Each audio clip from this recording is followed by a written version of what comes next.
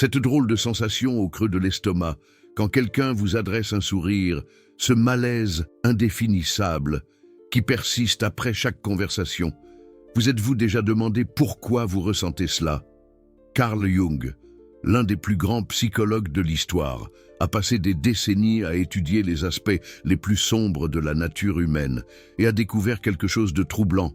Certaines personnes peuvent vous détester profondément, tout en affichant un masque de bienveillance parfait.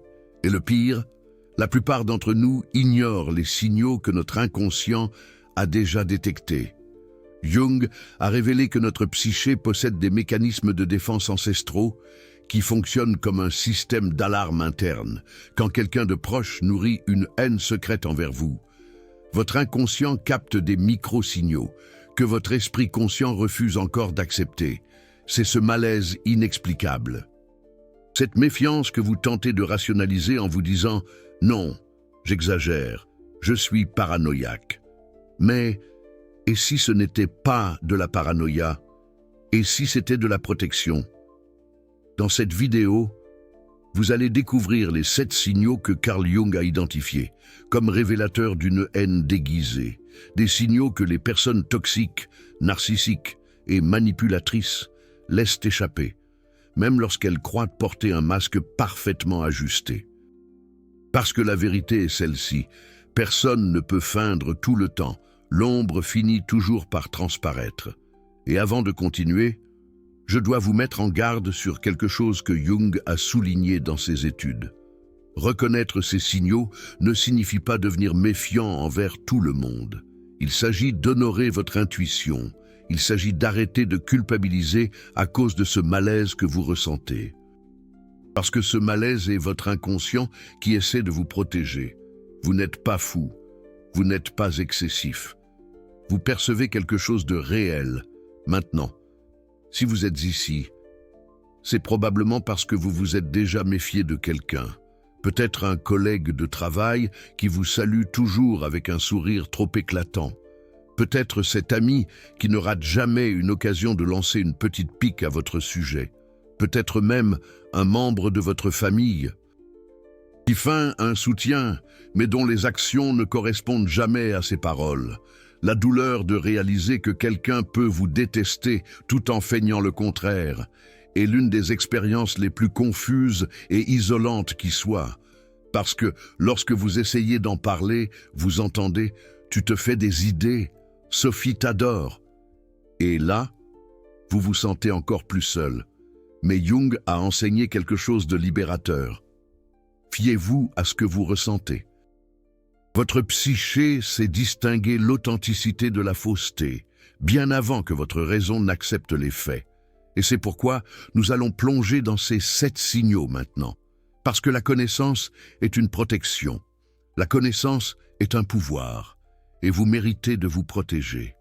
Premier signal, le sourire qui n'atteint jamais les yeux. Carl Jung a étudié en profondeur la différence entre persona et soi. La persona est le masque social que nous utilisons pour interagir avec le monde. Le soi est ce que nous sommes réellement, au fond de nous. Quand quelqu'un vous déteste en secret, la persona peut sourire, mais le soi véritable transparaît à travers les yeux. Soyez attentifs. Quand cette personne vous sourit, ses yeux sourient-ils également? Ou bien voyez-vous ce sourire mécanique, apprêté, où seule la bouche bouge, mais les yeux restent froids, calculateurs? Parfois même légèrement plissés de mépris. Jung appelait cela une incongruence affective, lorsque l'émotion exprimée ne correspond pas à l'émotion véritable. Pensez à quelqu'un qui vous apprécie vraiment. Quand cette personne vous voit, tout son visage s'illumine, n'est-ce pas?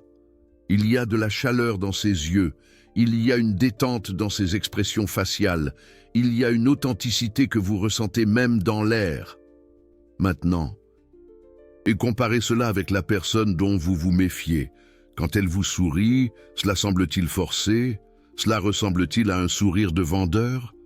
Une femme m'a raconté que, pendant des années, elle avait une amie qui la saluait toujours avec des accolades et de grands sourires, mais elle n'arrivait jamais à se détendre près de cette personne. Il y avait quelque chose qui clochait, mais elle ne savait pas quoi, jusqu'au jour où, par hasard, elle a vu cet ami dans le reflet d'une vitre avant d'être remarquée. L'expression sur le visage de son ami était du pur dédain, mais à la seconde où elle a réalisé qu'elle avait été vue, le sourire est revenu. Ce sourire fabriqué, avec les yeux morts. Jung dirait que l'ombre de cette personne, toute la haine, l'envie et le ressentiment qu'elle cachait était visible lorsqu'elle pensait que personne ne la regardait, mais la persona, le masque social, a été remis en place dès que nécessaire. Et voici le détail crucial. Notre cerveau est programmé pour détecter les sourires authentiques versus les sourires faux, en millisecondes. Pourquoi? Parce que c'était une question de survie pour nos ancêtres.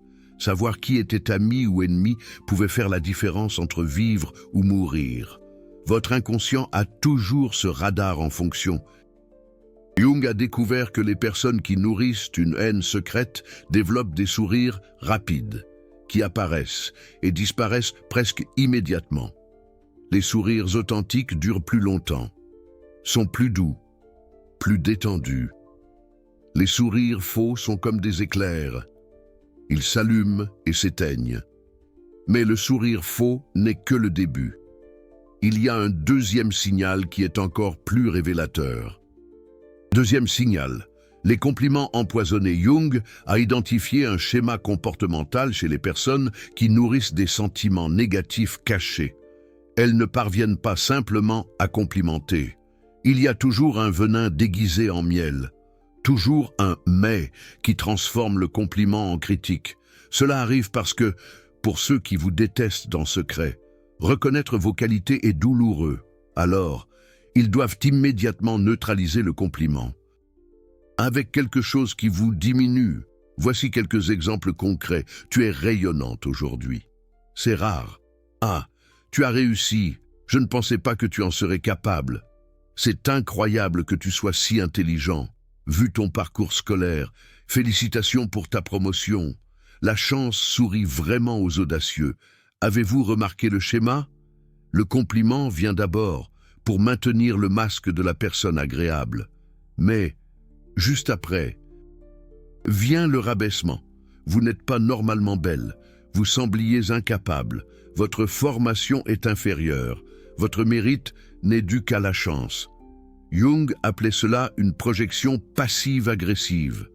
La personne projette sa propre insécurité et son envie sur vous, à travers des commentaires qui sonnent comme de l'inquiétude ou une plaisanterie, mais qui véhiculent une intention subtile de vous faire sentir inférieur. Et voici la partie la plus douloureuse. Ces personnes font cela avec un sourire au visage, et si vous vous en offensez, elles vous diront « Oh là là, tu es trop sensible. Ce n'était qu'une blague. Je te faisais un compliment. » C'est du gaslighting émotionnel. Elles vous blessent, puis vous font douter de votre propre perception de la blessure. Un homme travaillait avec un collègue qui lui adressait sans cesse ce genre de compliments empoisonnés. « Dis donc, tu es vraiment un bosseur.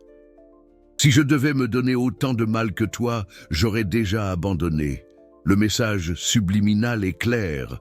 Vous n'obtenez des résultats que parce que vous vous donnez à fond. Alors que moi, je suis naturellement doué.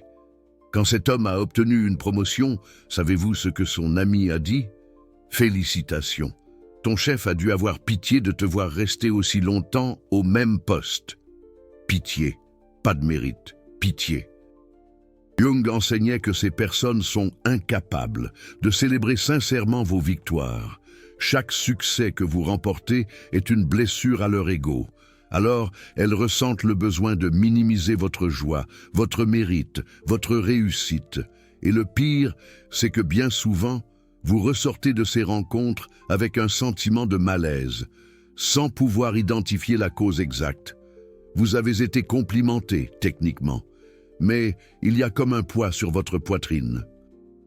Ce n'est pas de l'hypersensibilité, c'est votre inconscient qui détecte l'agression cachée. Mais attendez, parce que le troisième signe va vous amener à reconsidérer plusieurs situations. Troisième signe, elles n'apparaissent que quand vous allez mal. Carl Jung a identifié un schéma sombre chez certaines personnalités. Elles se nourrissent de la souffrance d'autrui, pas dans le sens d'aider sincèrement, mais dans le but de se sentir supérieure, validée, ou même secrètement satisfaite. Pensez aux personnes qui vous entourent, qui est présent quand vous brillez, quand vous obtenez une promotion, quand vous êtes heureux dans une nouvelle relation, et qui n'apparaît que lorsque vous allez mal, quand vous venez de rompre, quand vous avez perdu votre emploi, quand vous êtes vulnérable. Pour ceux qui vous aiment vraiment, votre bonheur est une joie partagée.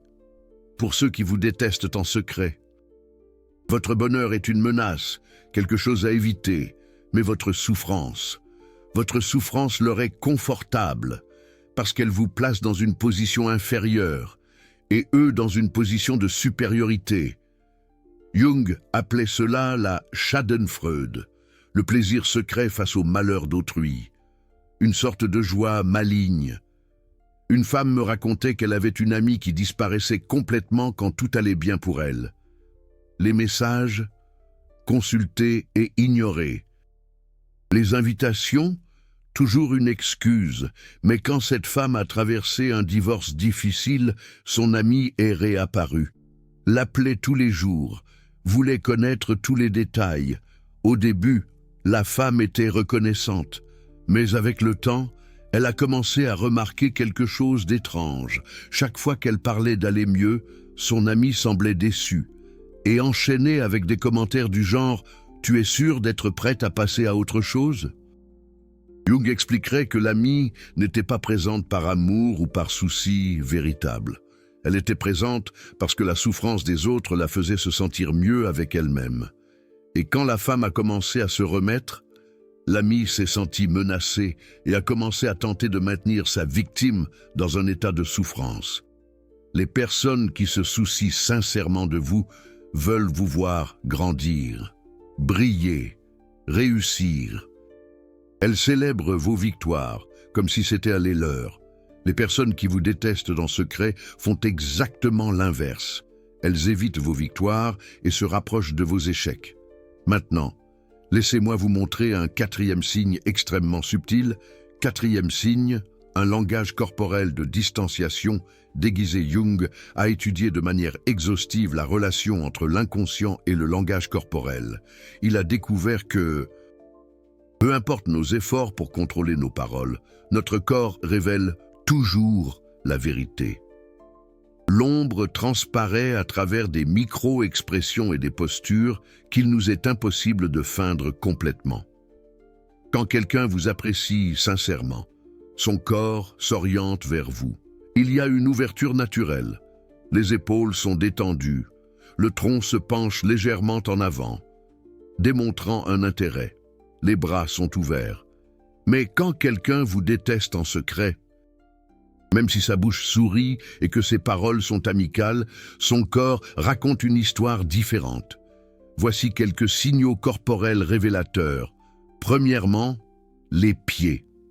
Jung dirait que les pieds pointent vers l'endroit où la personne veut réellement aller. Si les pieds sont dirigés vers vous, il y a un intérêt sincère.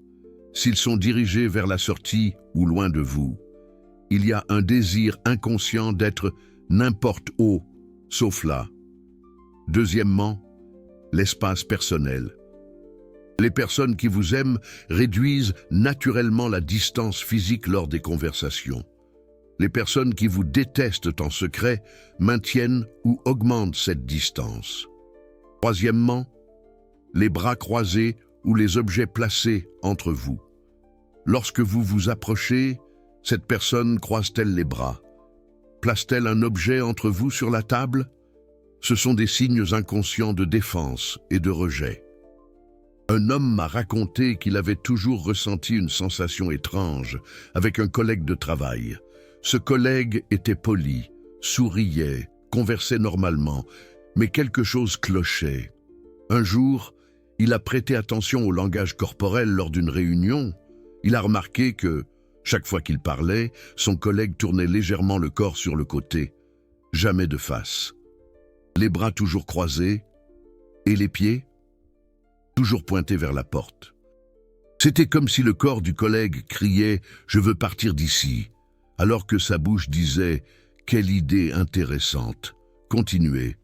Jung enseignait que nous pouvons entraîner l'esprit à mentir, mais le corps a sa propre vie.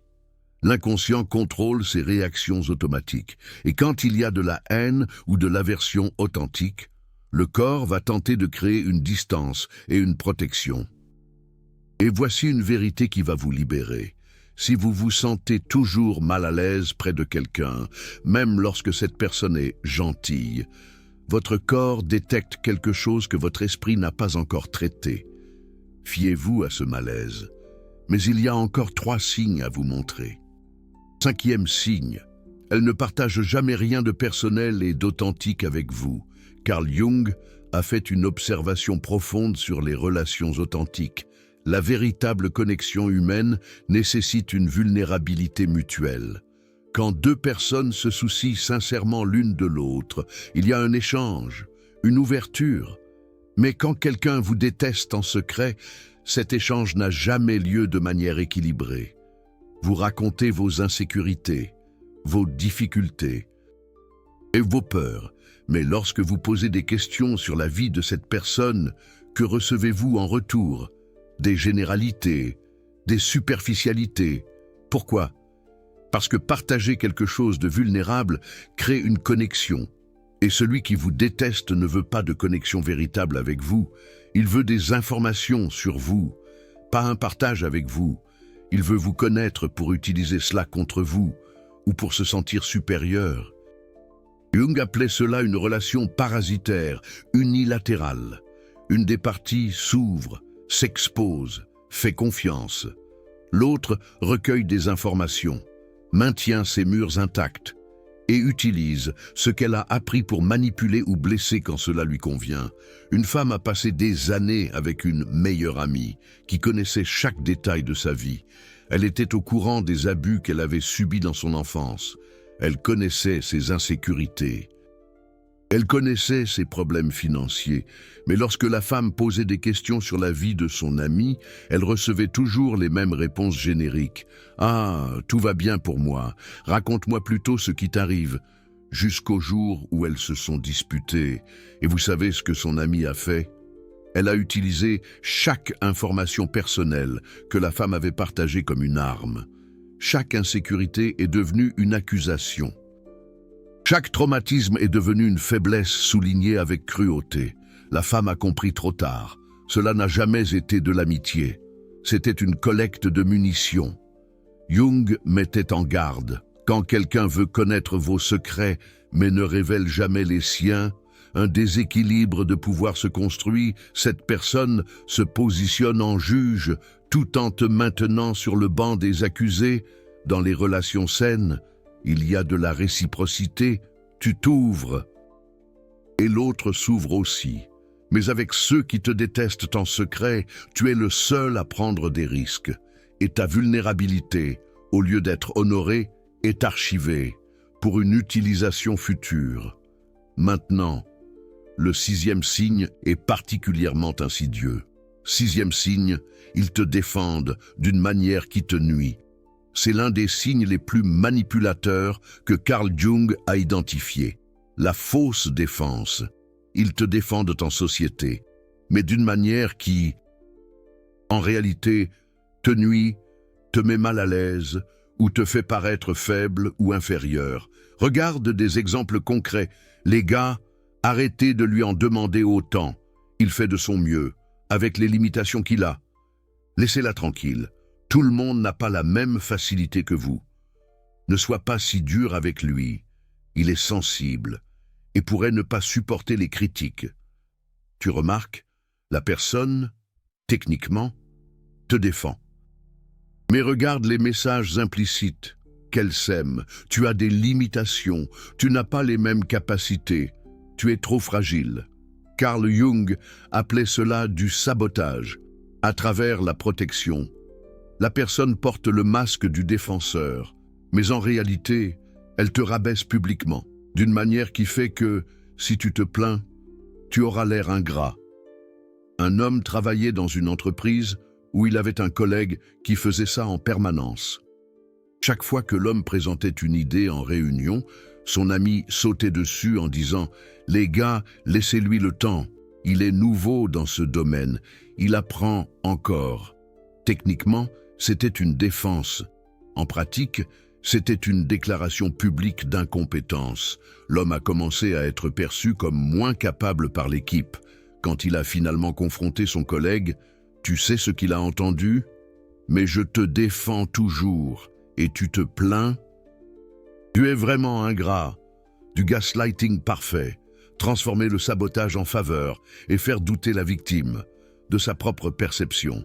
Carl Jung enseignait que les personnes qui te défendent vraiment le font en soulignant tes qualités, pas tes faiblesses.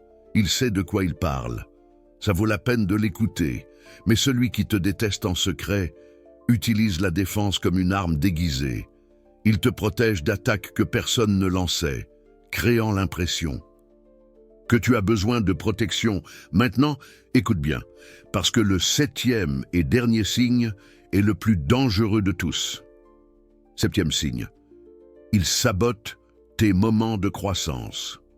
Carl Jung a consacré une bonne partie de son œuvre au concept d'individuation, le processus de devenir qui tu es vraiment, de grandir psychologiquement, d'évoluer.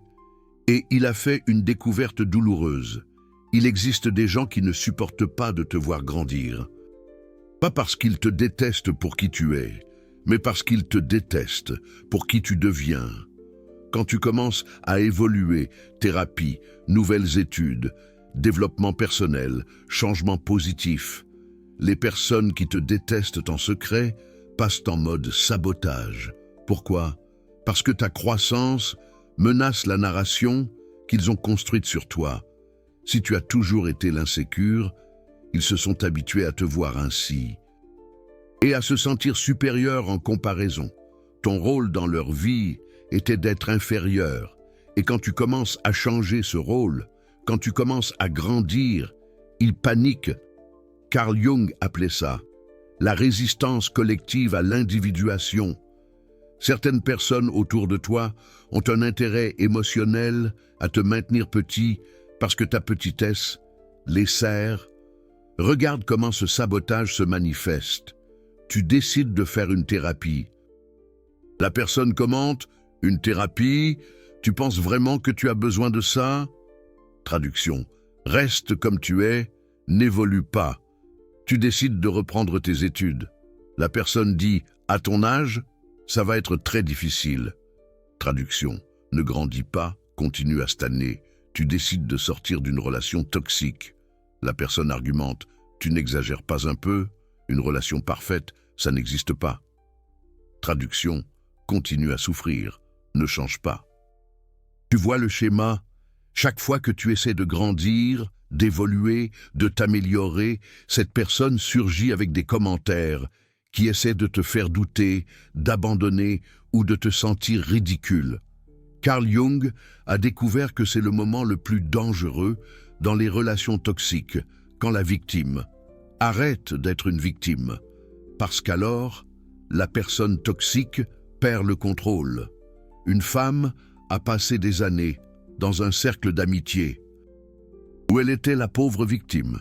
Elle avait des problèmes d'estime de soi, restait dans des relations néfastes, ne progressait pas dans sa carrière, jusqu'à ce qu'elle décide de changer vraiment.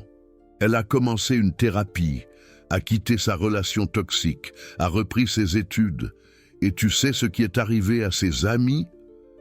Elles ont disparu. D'abord, il y a eu les commentaires. Tu es différente, tu as changé. Ensuite, les rencontres ont commencé à se faire rares. Et finalement, silence total. Elle a compris. Ce n'étaient pas des amis. C'était le public, de sa souffrance. C'étaient des gens qui se sentaient mieux par rapport à leur propre vie médiocre, en voyant la sienne être pire. Et quand elle s'est améliorée, quand elle a commencé à briller, elles ont perdu l'intérêt, parce que ça n'a jamais été une question d'amitié, c'était une question de hiérarchie. Carl Jung dirait qu'elle a traversé le processus d'individuation et que les relations fausses sont tombées naturellement, parce qu'elles ne pouvaient pas exister, avec la version authentique et forte d'elle-même. Elles ne pouvaient exister qu'avec la version brisée. Et voici la vérité libératrice. Si tu grandis, si tu évolues, si tu t'améliores, et que quelqu'un essaie constamment de te tirer vers le bas, de te faire douter, de te faire sentir coupable de changer, cette personne ne t'aime pas. Cette personne aime la version contrôlable de toi, la version petite, la version qui servait ses propres intérêts. Et tu ne dois aucune loyauté à celui qui sabote ta croissance. Tu dois loyauté à ton propre processus de devenir entier, complet, fort, parce que tu viens de découvrir 7 signes puissants que Carl Jung a identifiés concernant les personnes qui te détestent en secret. Tu as maintenant des connaissances que beaucoup de gens mettront des années à acquérir. Tu as une protection psychologique que tes parents n'ont peut-être jamais eue. Et ce genre de connaissances dérange beaucoup de gens. Les personnes toxiques ne veulent pas que tu saches ça. Les manipulateurs préfèrent que tu continues à faire confiance aveuglément. Les narcissistes détestent quand tu développes la capacité de voir à travers leur masque. Alors, si cette vidéo t'a armé de connaissances réelles, avec une protection psychologique véritable, le Super Thanks, juste en dessous, n'est pas seulement un soutien financier. C'est toi qui dis « Cette information a sauvé ma santé mentale. Cette information a validé mon intuition. Cette information vaut bien plus que le prix d'une thérapie que je paierais pour traiter des années de relations toxiques. » C'est toi qui te positionne du côté de ceux qui cherchent la vérité, au lieu du confort dans l'illusion. Tu n'es plus une victime inconsciente des masques sociaux. Tu es quelqu'un qui se protège avec la connaissance. Et ça, c'est un pouvoir réel. Maintenant, comment appliques-tu tout ça? Comment te protèges-tu vraiment? Transformation pratique. Comment utiliser ces connaissances? Carl Jung n'enseignait pas la psychologie pour que ça devienne une théorie sur les étagères des livres. Il enseignait pour transformer des vies. Alors, mettons tout ça en pratique immédiatement. Tout d'abord, comprenez bien ceci, reconnaître ces signes ne signifie pas devenir paranoïaque ou méfiant envers tout le monde. Cela signifie honorer votre intuition. Cela signifie arrêter de culpabiliser à cause de cette drôle de sensation au creux de l'estomac que vous ressentez auprès de certaines personnes. Ce malaise indéfinissable. Technique, jungienne d'observation sans jugement. Durant les 7 prochains jours, observez attentivement les personnes qui vous entourent, en pleine conscience, non pas pour accuser, non pas pour confronter, mais pour confirmer ou infirmer vos soupçons. Soyez attentifs. Comment vous sentez-vous après avoir interagi avec chaque personne? Êtes-vous énergisé ou vidé, validé ou diminué? Les signes apparaissent-ils de manière consistante ou était-ce des moments isolés? Y a-t-il un schéma ou était-ce une coïncidence? Carl Jung enseignait qu'un signe isolé peut être mal interprété, mais lorsque vous voyez de multiples signes se produire répétément avec la même personne, ce n'est pas de la paranoïa, c'est un schéma, c'est une preuve. C'est votre inconscient qui vous alerte. Établissez des limites psychologiques. Vous n'avez pas besoin de confronter toutes les personnes qui présentent ces signes. Parfois, le mieux est simplement de créer une distance émotionnelle. Carl Jung appelait cela le retrait stratégique de l'énergie psychique. Comment faire? Arrêtez de partager des informations personnelles profondes avec cette personne. Réduisez progressivement le temps et la fréquence des contacts. Soyez poli, mais pas intime. Protégez vos réussites et vos vulnérabilités de cette personne. Fiez-vous à votre intuition. Si votre inconscient vous dit que quelque chose ne va pas avec quelqu'un, même si cette personne est agréable en apparence, fiez-vous-y.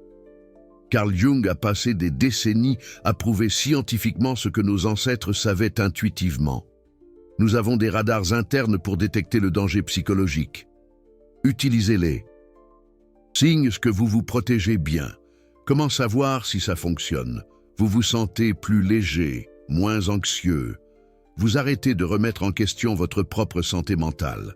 Vous parvenez à établir et à maintenir des limites sans culpabilité excessive. Vous avez plus de clarté sur ceux qui se soucient réellement de vous par rapport à ceux qui simulent de s'en soucier. Prochaines étapes. Si vous avez identifié de nombreux signes chez quelqu'un de très proche, un membre de la famille, un partenaire amoureux, un meilleur ami, il est peut-être temps de rechercher un soutien professionnel. La thérapie jungienne, spécifiquement, peut vous aider à traiter ces découvertes et à prendre des décisions saines. Rappelez-vous, couper les personnes toxiques de votre vie n'est pas de la cruauté. C'est prendre soin de soi. C'est protéger votre processus d'individuation, votre santé mentale, votre capacité à grandir. Carl Jung a dit un jour, « Tant que vous ne rendez pas l'inconscient conscient, il dirigera votre vie, et vous appellerez cela le destin. » Vous venez de prendre conscience de quelque chose qui opérait dans l'ombre de vos relations. Maintenant, vous avez le choix. Maintenant, vous avez le pouvoir. Maintenant, vous pouvez décider qui mérite d'avoir accès à votre énergie, votre confiance et votre vulnérabilité. CTA final, maintenant je veux savoir, combien de ces 7 signes avez-vous déjà remarqué chez quelqu'un de proche? Commentez le nombre, seulement le nombre, sans citer de nom, pas d'histoire complète ici. Juste le nombre de signes que vous avez reconnus. Vous allez voir dans les commentaires que vous n'êtes pas seul dans cette situation. Vous allez voir que d'autres personnes traversent aussi ça. Qu'elles se rendent compte de ces dynamiques toxiques. Et parfois, savoir que nous ne sommes pas seuls est déjà la moitié de la guérison. Et si vous voulez que la prochaine vidéo porte spécifiquement sur la façon de se protéger des narcissiques au travail, commentez « Travail ». Si vous voulez qu'elle porte sur les relations amoureuses toxiques, commentez « Amour ». Je vais regarder les commentaires les plus répétés et faire la vidéo qui vous aidera le plus. Vous n'êtes pas paranoïaque. Vous n'êtes pas excessif. Vous percevez quelque chose de réel que votre inconscient savait déjà depuis longtemps. Carl Jung vous a donné les outils. Maintenant, utilisez-les, protégez-vous, grandissez et ne vous excusez jamais d'honorer votre intuition.